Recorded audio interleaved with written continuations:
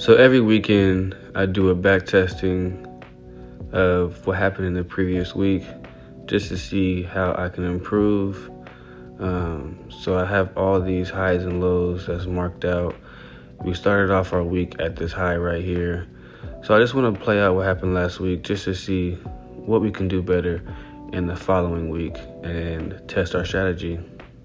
So after marking these highs, we also have a fair value gap in the 4-hour time frame that we retraced to Friday night.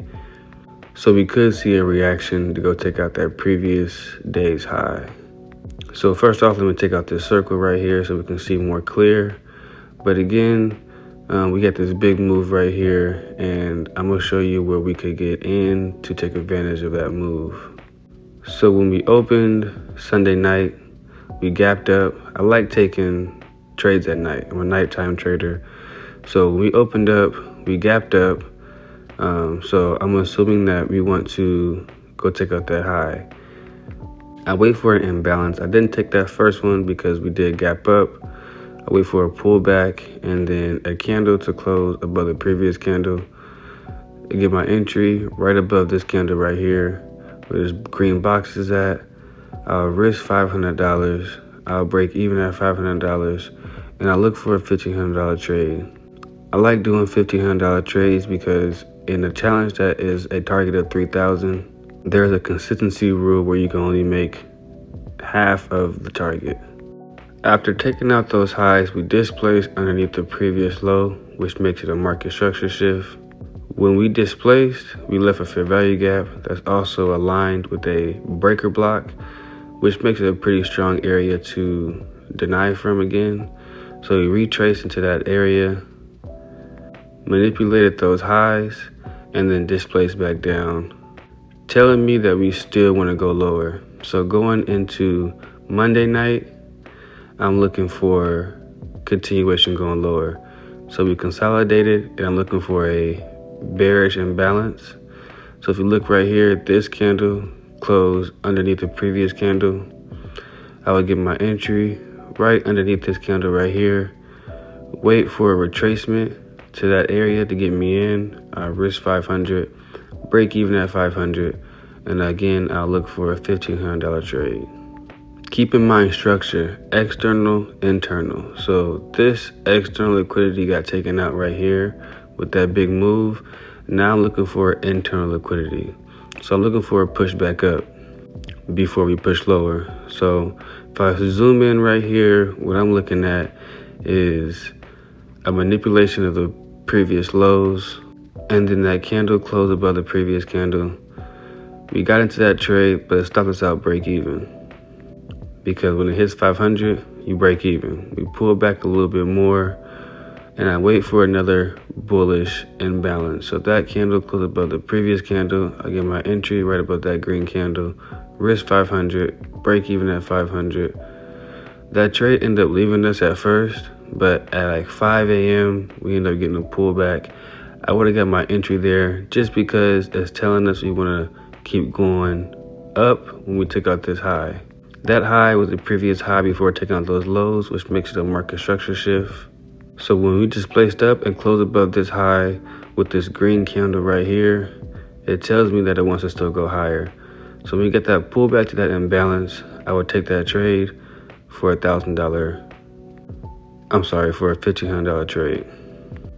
All right, so let me get rid of this circle right here. This is Wednesday night going into Thursday. And I want to break down because this can be a confusing day because we're kind of consolidating. But we had this move up and then a displacement all the way back down, closing above the previous lows, which makes it another market structure shift that we're going back down. We had a retracement into the fair value gap that we left. Had a little bit of reaction going back down, but did not take out those lows, and came back to manipulate these highs. You see, we did not close above those highs whatsoever.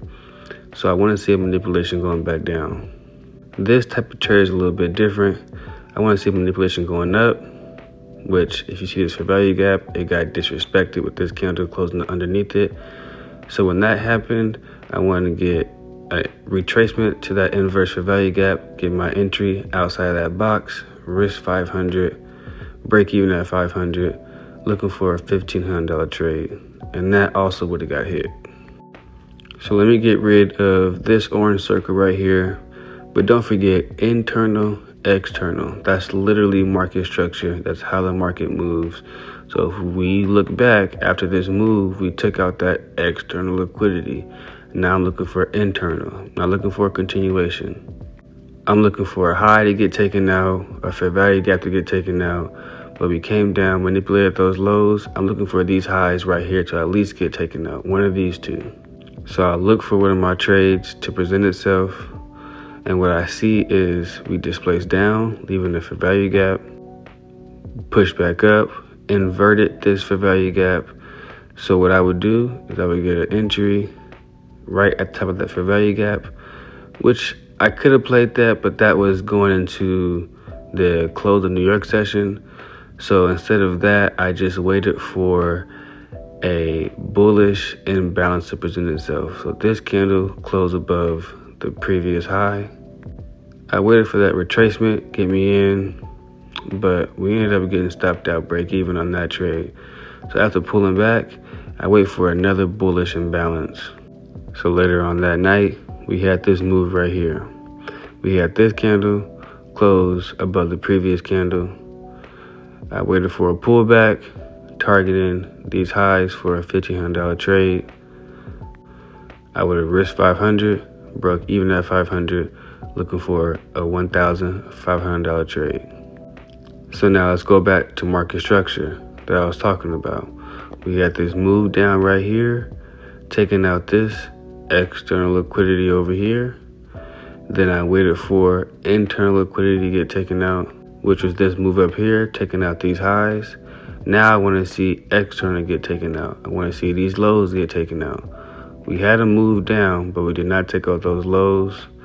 So what I can see can possibly happen is we can take out one of these highs, whether it's this one or this one right here, or depending on how the market opens, which can be possible, there is a trade right here that I would have took if the market was still open, right? Putting a box around this candle, close underneath this candle, I would have got my entry right here, and I would have risked 500 to make 15, targeting these lows. With those strategies, we would have went 5 for 5 with a 100% win rate with a P&L of 7,500. Always test your strategy no matter how good you are. Make sure your strategy is working in all conditions. Have a good weekend and see you next week.